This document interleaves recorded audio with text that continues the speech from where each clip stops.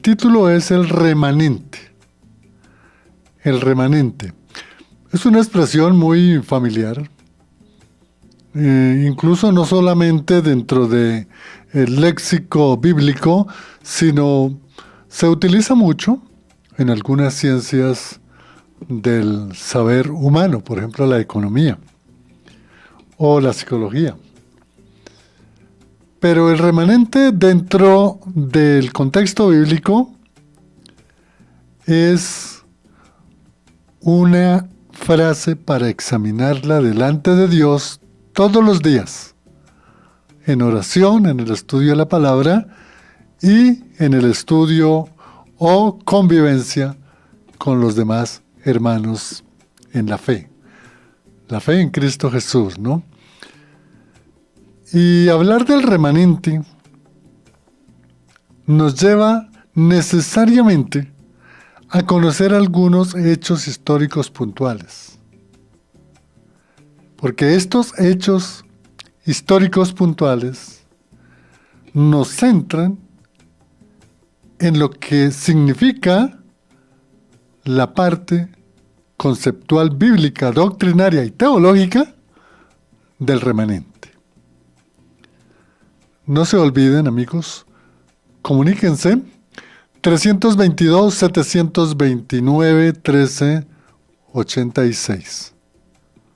También lo pueden hacer 317-618-8445.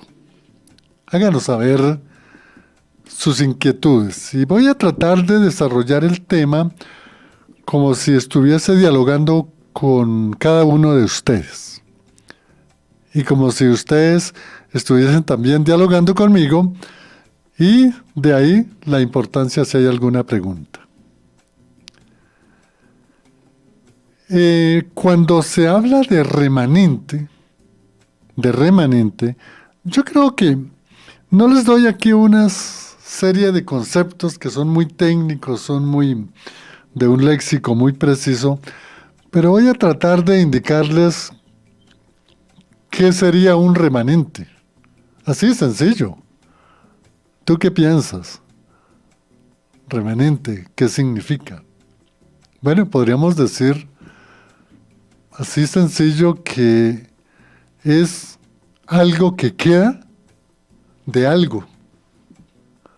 O en otras palabras, de un conglomerado quedó algo. Remanente también podríamos indicar que es un conjunto de personas que pasaron por un sinnúmero de dificultades, cualquiera que sea, y que a través de un proceso o de un tiempo superó una serie de barreras y logró llegar a un punto final. La ilustración sencilla podría ser el muchacho, muchacha que ingresa a la universidad a estudiar cualquier carrera. Y ustedes saben, los que han pasado por una universidad, que empiezan en cada curso 80, 90, hasta más de 100 personas. Más de 100 estudiantes, entre niñas y niños, jóvenes, jovencitas.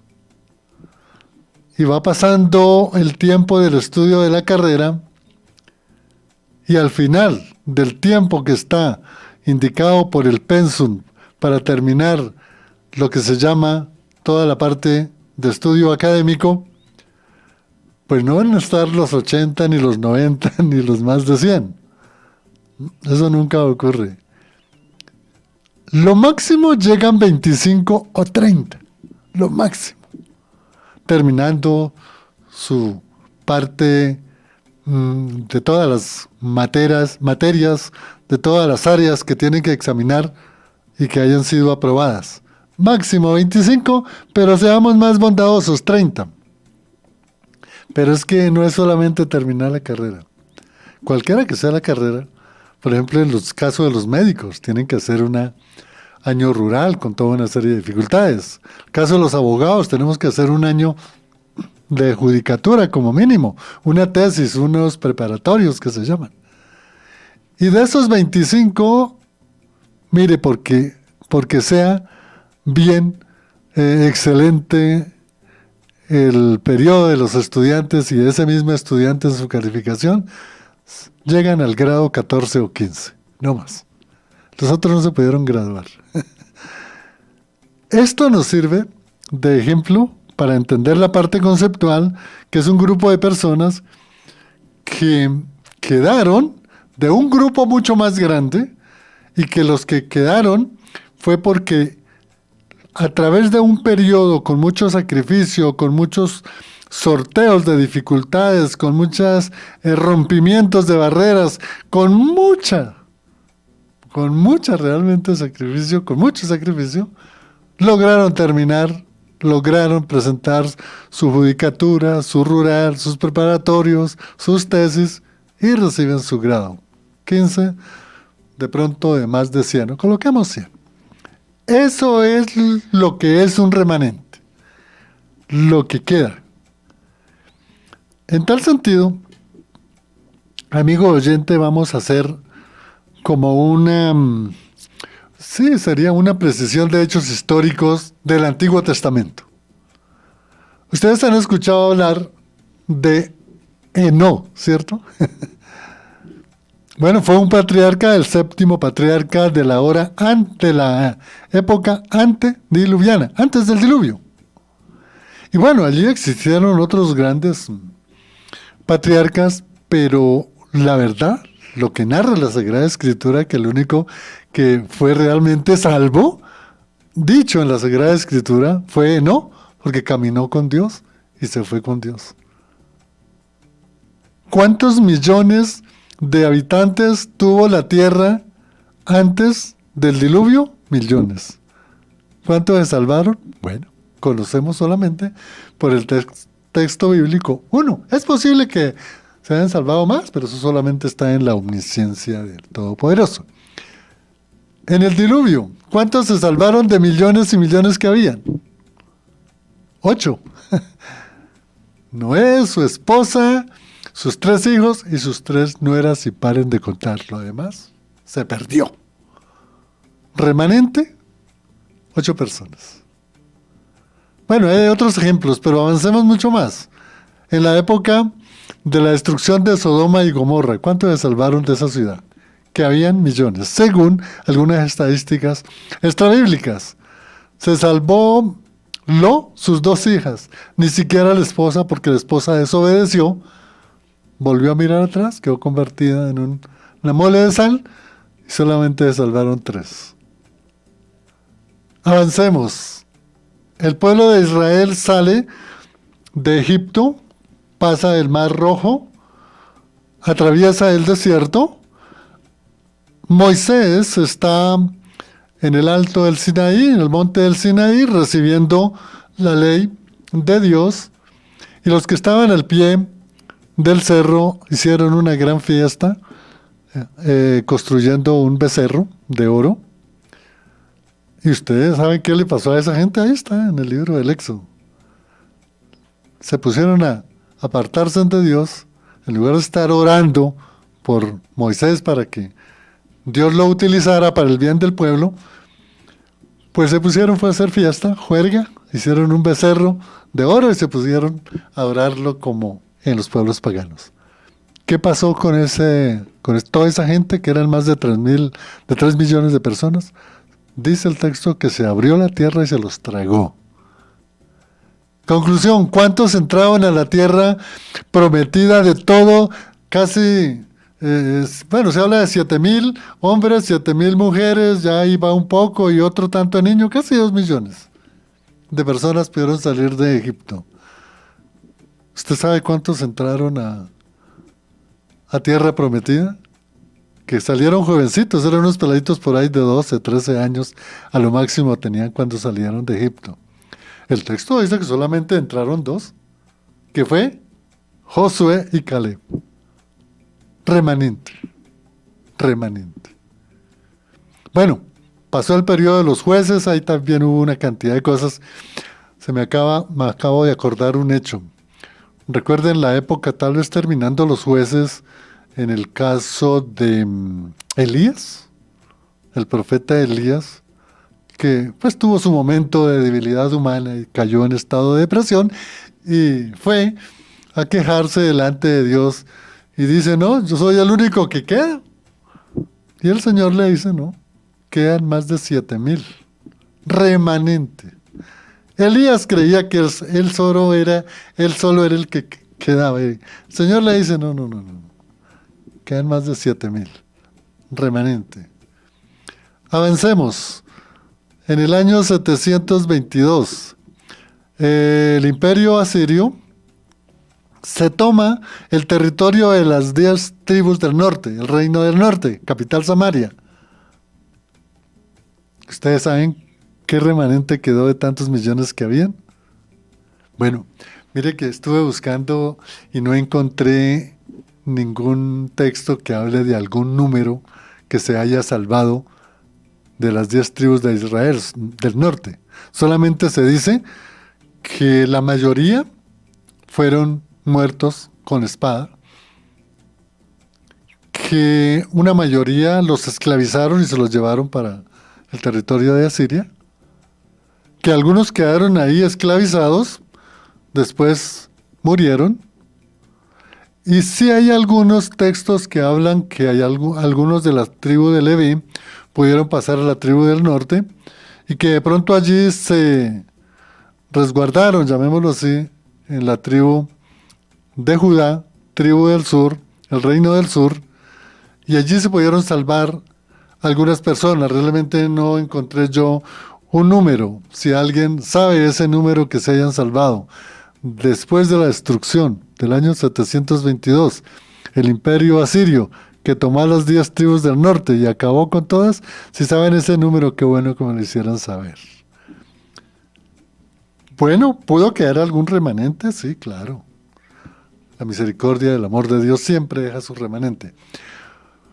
Vayamos al cautiverio ya en los tiempos del reino de Judá, que estaba en cautiverio por Babilonia, el rey Nabucodonosor II.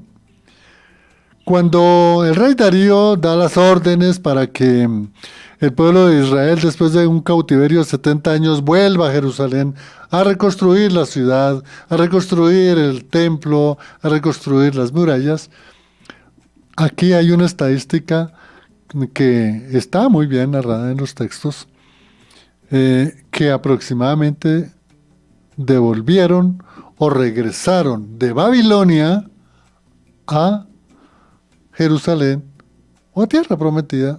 Se dice que regresaron 7,000 personas, los mismos 7,000 que había como remanente en la época de Elías. Ahí tenemos un remanente, un remanente. Pasó el periodo intertestamentario y llegó el ministerio de Jesús. De esos 7,000, piensen muy bien, de esos 7,000 judíos que salieron de Babilonia y que regresaron especialmente a Jerusalén, y que pasados 400 años, usted se ha puesto a pensar qué remanente quedó después de ese periodo intertestamentario. Bueno, uno podría contar varias personas, ¿no? Digamos los papás de Juan el Bautista y el mismo Juan Bautista, Zacarías y Isabel, la esposa. Es un remanente. Podríamos mirar también, ¿recuerdan este anciano que estuvo en el templo cuando a Jesús lo fueron a presentar y que tomó el niño en las manos y proclamó o dijo al Señor, ahora sí, lléveme conmigo, Señor, porque ya he conocido a mi Señor, que lo tenía en las manos, llamaba, como era, Simeón, y la esposa de él, me parece que se llamaba Ana. Este es un remanente muy fiel, muy fiel. Otro remanente, bueno, yo puedo pensar que el caso de la familia Cleofás, los Cleofás, el caso de la familia del trueno, de Zebedeo, y bueno, digamos, de las familias de los apóstoles. Ese fue un remanente que realmente permaneció a pesar del apartamiento de la casta sacerdotal. Bueno, entre los grandes intelectuales, miremos como remanente a Gamaliel, el profesor o el maestro de Pablo, o Nicodemo, el que fue de noche a visitar al maestro. Ahí está, gente muy fiel. Miremos otros. El que fue a pedirle a Pilato el cuerpo de Jesús, José de Arimatea. Y bueno, ahí miremos el remanente que quedó y que estaba en el aposento alto el día de Pentecostés. Ustedes saben cuántas personas eran, sí, eso lo saben, siempre nos lo enseñan. 120, ahí estaba María. Y ahí no dice el texto, pero ahí deberían estar los hermanos de Jesús, especialmente Judas y Santiago o Jacobo. Hasta acá quiero que reflexione, amigo oyente, lo que es un remanente. Todas estas personas que les fue indicando desde hasta llegar a los 120 que estaban en el aposento alto y que recibieron el poder del Espíritu Santo, imagínense, ellos eran los que seguían firmes en la ley de Dios, obedeciendo la Sagrada Escritura, obedeciendo la enseñanza de Jesús. Usted se puede imaginar a cuánta gente le predicó Jesús. Y ustedes pueden pensar, ¿cuánta gente conoció a Jesús? Creo que millones. ¿Y a usted no le parece curioso que el texto bíblico indica que solamente el día de Pentecostés estaban, en primer lugar, los 120 que estaban en el aposento alto orando? ¿No más? Ese es el remanente. Y hagamos extensivo ese mismo día de Pentecostés, con el sermón de Pedro, que convirtió a 3,000. Entonces, digamos que ese remanente después de la muerte de Jesús, de su resurrección y de su ascensión a la diestra del Padre, pues un remanente de 3,120 personas a una cantidad de millones que vivían y que conocieron a Jesús y que escucharon la palabra de Dios, pero solamente ese era el remanente que estaba a menos el día de Pentecostés. Quiero que entiendan ustedes, amigos, lo que realmente significa el remanente.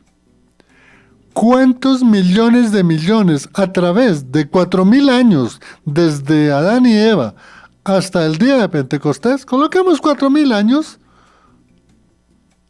toda la cantidad de millones de gente que hubo, pero los remanentes, de acuerdo a los hechos que puntualmente les indiqué, los que se salvaban eran pocos.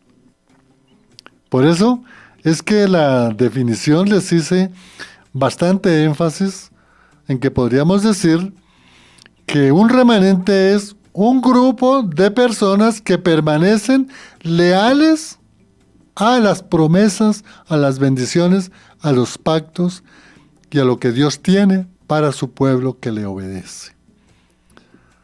Espero que estén entendiendo bien lo que es un remanente, que nunca se les vaya a olvidar y que siempre tengan en cuenta todos hechos históricos, estos hechos históricos que hice referencia, en donde quedaban muy poquitos, eran lo que después de un juicio del Todopoderoso en el Antiguo Testamento quedaban muy poquitos, muy pocos. Bueno, pero es que el mismo Señor lo dijo. Voy a leerles 2 versículos para que sigamos reflexionando sobre el remanente. Mm, Al leer Lucas capítulo 10, hay una historia muy bonita que se titula El envío de los 70. Bueno, hay unas versiones que hablan que es el envío de los 72. El envío de los 70. Jesús los envió y ustedes saben cuáles fueron las recomendaciones que Jesús les dijo. Vayan por el camino, si se encuentran con personas, no hablen, vayan, entren a las casas, prediquen el evangelio. Si los escucharon, bendiciones para el hogar. Si no lo escucharon, salgan así, sacúdasen el polvo de las sandalias para no coger ese polvo de esa casa o de esa familia que no recibió el evangelio y sigan predicando. Pero cuando ellos regresaron en el versículo 20 de ese capítulo 10 de Lucas, está registrado lo siguiente. A ver, resumo. Jesús envió a 70, les dio unas órdenes, hicieron milagros, predicaron el evangelio, se sujetaron los demonios, liberaron a muchas personas. Sí, cumplieron su misión. Y ellos realmente, miren lo que dice el texto, pero no se alegren de que los espíritus malignos los obedezcan. Alégrense porque sus nombres estén escritos en el reino de los cielos. Es que los apóstoles llegaron, los discípulos, los 70, llegaron muy felices. Predicamos el evangelio, nos abrieron, mire, hicimos milagros, los demonios se nos sujetaron, todo. Y Jesús les dice, no, un momento, no se alegren de los espíritus malignos que los obedecieron. Alégrense porque sus nombres estén escritos en el cielo. ¿Sabe quiénes son los que están escritos en el libro del reino? El remanente. El remanente. Interesante es realmente cuando se estudia el remanente. El remanente, que son pocos. Ahora no. Podrán decir, no, pero ¿usted de dónde está sacando esa palabra pocos? Pues bueno, es que la palabra de Dios es muy sabia. Miren, ¿qué dice Mateo 22:14? Versículo 14, ¿no? Porque muchos son los llamados, ¿y qué? Pero pocos los escogidos. Entonces se fueron los fariseos y consultaron cómo atraparle en alguna manera para poderle dar muerte. Pero aquí lo más importante es que dice Jesús, muchos son los llamados, pocos los escogidos. ¿Entienden ahora por qué les estaba explicando todos esos hechos históricos de que solamente se salvaban 1, 3, 8, 2, bueno, 700, otros 700 que volvieron a Israel, bueno, unos pocos en la época de Jesús? Ese es el remanente. Entonces, con esta palabra de que muchos son los llamados y pocos los escogidos, es donde nosotros debemos realmente tener presente para que nosotros podamos formar parte del remanente, para que a pesar de las grandes dificultades que nos toca vivir, de todo lo que tenemos que sufrir, de todo lo que tenemos que sortear para salir adelante, con todo lo que tenemos que nosotros hacer, desde luego con el poder de la palabra, de la oración y de la alabanza a Dios, es que Dios nos permite recorrer un camino lleno de dificultades, como se llama en esta morada terrenal. Todo lo que nosotros tenemos que sufrir en esta en esta morada terrenal, pero es porque ese es el proceso de santificación para llegar realmente a tener nuestro nombre escrito en el libro del reino, en el libro de los cielos. No olvidemos que cuando se habla de remanente, es un grupo de personas que, a pesar de la persecución, de las vicisitudes de la vida, de cualquier elemento que lleve a esa persona a alejarse de Dios y que esa persona con la palabra vence esa tentación, pues es un conjunto de personas fieles a Dios, a los mandatos de Dios, fieles a lo que indican las Sagradas Escrituras. Nunca olvidemos que siempre el remanente es un núcleo espiritual, es un núcleo que agrupa a los que obedecen la palabra de Dios, siguen a Dios, siguen a Cristo, predican a Cristo y son luz o dan testimonio de Cristo con sus vidas. Esto es muy importante tenerlo en cuenta. También es muy importante entender que a través de la historia Dios ha hecho muchos juicios a su pueblo y los vimos en esa reseña histórica rápido, pero que también a través de la historia de la iglesia también han habido juicios. Ahora vamos a referirnos a algunos hechos. Lo que quiero es que tengan presente de lo que realmente es el remanente. El remanente es lo que demuestra o las personas demuestran a través de su formación o de su vida que han creído en un solo Dios, que han seguido la voluntad de un solo Dios, que no se dejaron desviar por vanas filosofías, por otras cosas que son del paganismo, sino que a pesar de la guerra contra ellos y la persecución, salieron adelante y por eso es que son ese remanente llamado, elegido, protegido y bendecido por ser fiel a la palabra de Dios. Importante tener en cuenta cómo la palabra de Dios, poderosa y eficaz, como nos habla Hebreos 4:12, es muy importante para podernos mantener dentro del remanente, es decir, el estudio de la palabra. La palabra es poderosa, con la oración conforme a la voluntad de Dios y desde luego que siempre, siempre, siempre dándole la gloria a Dios a todo lo que a nosotros nos ocurra. Así sea lo más duro, tenemos que darle la gloria a Dios. La iglesia es muy importante porque también, así como el pueblo de Israel, pueblo elegido por Dios, tuvo sus juicios, tiene un remanente que será restaurado o será evidenciado en la restauración del pueblo de Israel que está profetizado especialmente en el capítulo 35-36 en adelante de Ezequiel. Ese pueblo, ese remanente será restaurado, el pueblo de Israel. Así también la iglesia seremos restaurados.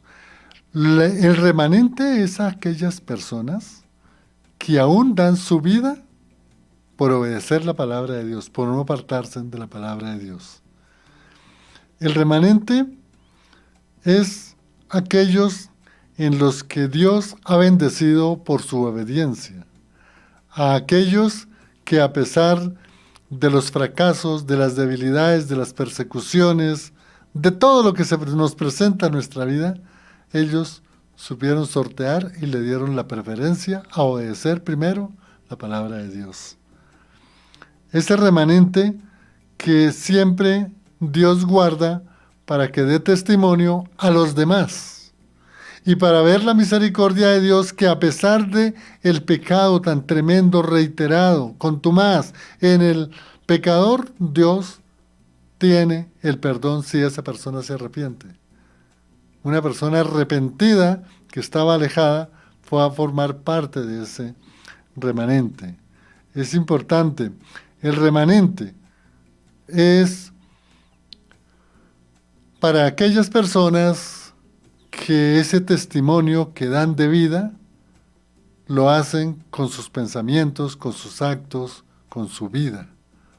Es decir, lo que resumió Jesús en el principal mandamiento: amar a Dios por sobre todas las cosas. Revisen, de pronto están amando ustedes más los deseos de los hombres o las cosas de Dios que los deseos y las cosas de Dios. Entonces invierten. Primero hay que amar a Dios por sobre todas las cosas. Esto lo sabemos muy bien. y aquellos que han permanecido firmes en su fe, firmes en la fe. Ese es el remanente que Dios los guía por medio de la palabra, por medio de la oración. Hay que saber caminar en Cristo para formar parte del remanente. Hay que saber ser fieles a la palabra de Dios y a la misión que Dios nos ha dado para formar parte del remanente. Esto es muy importante, amigo. El de ser fieles a Cristo como Señor y Salvador, el de seguir su ejemplo, el de cada día moldearnos más a la imagen y semejanza de Cristo, el de ser nosotros artífices, ser luz, ser sal, para mucha gente que de pronto, por razones, no son tan fortalecidos en la fe, y en cualquier momento que se les presente, se van a otros lugares. Pero el remanente está formado por esas personas valientes que prefirieron aún dar su vida que obedecer a los hombres. Esto nos hace falta mucho hoy. Y la iglesia, como el pueblo de Israel, los que formaron parte del remanente fue porque estaban dispuestos a dar su vida por la fe en un Dios todopoderoso y por la fe en Cristo Jesús, nosotros ahora en la iglesia. Miren, si ustedes estudiaran la historia de los 300 primeros años de la era cristiana, hasta el año 325 de la era cristiana, ustedes van a ver allí personajes que fueron grandes realmente, fieles, empezando por Pablo, los apóstoles. Hay otros grandes hombres, como por ejemplo algunos, Ireneo de León, Clemente de Roma, Tertuliano, Orígenes, bueno, ahí hay otro, Policarpo, unos hombres fieles, pero fieles, que prefirieron ir a la muerte que no doblegarse a enseñar cosas o filosofías de los hombres. Ellos fueron el remanente de la iglesia. Después del año 325, ustedes bien lo saben por la historia, que surge el papado, la iglesia de Roma, y durante más de 12, 15 siglos, pues ellos gobernaron. Pero a pesar, durante esos 15 siglos, surgió gente muy valiosa, pero muy valiosa. Miren, en el siglo XIII hubo un señor llamado Pedro Baldo, que recibió una enseñanza de un mercader. Él también era un comerciante, era mercader y era el más rico de la ciudad de Lyon, ciudad de Francia. Cuando él conoció a Cristo, él entregó todos sus bienes para imprimir las Biblias, sacar copias de Biblias, para un orfanato, para darle estudio y educación a los niños. Y bueno, unas grandes obras que hace. Nosotros casi no los conocemos, pero fue un hombre que lo ejecutaron por hacer estas obras. Hay otras personas, como fue el caso de John Wycliffe, un profesor de Oxford, de la Universidad de Oxford, que también lo quemaron. Juan Hus, profesor de la universidad en ese entonces llamada Praga, hoy es la Universidad de Santa Sofía. Savonarola, un sacerdote dominico muy fuerte que se apartó de Roma y él prefirió enseñar el evangelio. Miren el remanente. Y el remanente que surge con los grandes reformadores, Lutero, Zwinglio, Calvino, bueno, Tyndall y otra cantidad que vienen, ellos que fueron perseguidos. En el siglo siglo XVII se dio una guerra muy fuerte, especialmente en territorio francés y español, que fue las guerras religiosas y la guerra contra los hugonotes. Los hugonotes eran unos cristianos evangélicos, como decimos hoy, eran protestantes, es decir, en otras palabras, no confiaban ni creían ni hacían lo que hacía la iglesia romana papal en esa época. e hicieron un juicio tremendo llamada la Noche de San Bartolomé. Y en una sola noche, algunos dicen que ejecutaron a 70.000 personas, otros dicen que fueron 100.000. Pero lo que quiero decirles a ustedes es que la orden del Papa de la época era acabar con todos los cristianos protestantes que habían a comienzos del siglo XVII. Y mire que unos poquitos, por gracia y la misericordia y la protección de Dios, pudieron escapar para irse a los Países Bajos, digamos hoy Suiza, Irlanda, Dinamarca, Noruega, incluso el Reino Unido. Y allí llegaron los que se salvaron de esa masacre tan tremenda llamada la Noche de San Bartolomé, donde el objetivo del Papa y la Iglesia en general, junto con el imperio, del Sacro Imperio Romano, eran acabar con toda persona que no obedeciera al Papa y al Rey. Y hubo mucha gente, se salvó, y de allá llegaron a Inglaterra, y de Suiza, y de Dinamarca, llegaron a Norteamérica. Y en Norteamérica llegaron toda una cantidad de grupos, los bautistas, anabaptistas, los presbiterianos, los cuáqueros, bueno, otra serie. Y de allá, de Norteamérica, llegaron aquí a Centroamérica, llegaron a Suramérica, llegaron a Colombia. El remanente de esa gente valiosa que ha defendido el Evangelio, que ha enseñado el Evangelio, que proclama la palabra de Dios tal como está en las Sagradas Escrituras. Entonces, fíjese que así como vimos la historia, así con unas puntaditas de la historia en el Antiguo Testamento, como el remanente, siempre había un remanente, siempre Dios guardaba a un pequeño grupo de personas que es el remanente, a través de la historia hasta Pentecostés, como lo vimos, y como desde Pentecostés Dios guardó, porque no olviden que en esos 300 primeros años del cristianismo, los emperadores romanos, que ellos se creían ser los dioses, hoy hay muchas personas también que se consideran ser dioses, en ese entonces los emperadores eran y persiguieron tremendamente a los cristianos. Nerón, Vespasiano y Marco Aurelio, Adriano, fueron unos emperadores crueles con el cristianismo. Pero ¿sabe qué? A pesar de que los perseguían y los querían exterminar y no querían ver ni un cristiano, en el año 313, que es cuando se proclama el Edicto de Tolerancia por parte de Constantino, se dice que el 20% de la población del Imperio Romano era cristiano protestante. Y por eso Constantino, que era un hábil político, acudió a los cristianos a defenderlos para él poder tener poder y poder ser nombrado emperador. Y lo logró con la ayuda de los cristianos. Hoy está ocurriendo no solamente en Colombia, en muchos países de Suramérica y aún en Centroamérica. Con los mismos cristianos llevan a los presidentes a la República. Incluso hay un sector de pastores que siempre pretenden ser ministros o llegar a la presidencia de la República.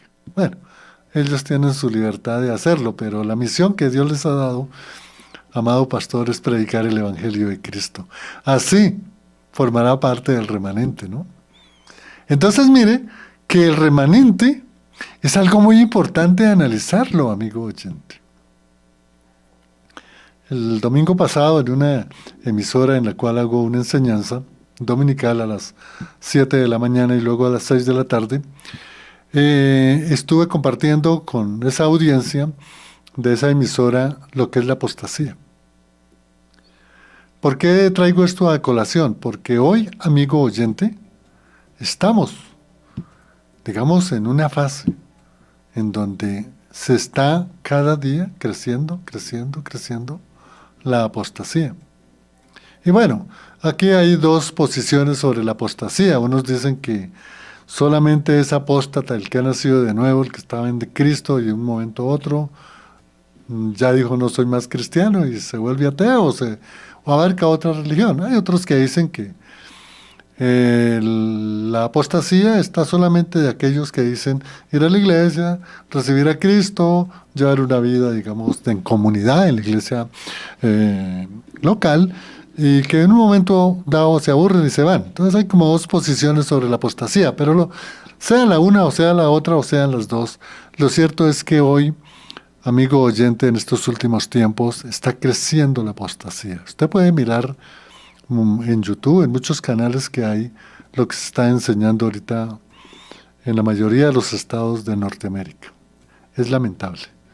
En Europa, ustedes ahí pueden imaginar lo que ocurrió en estos pasados Juegos Olímpicos en Francia.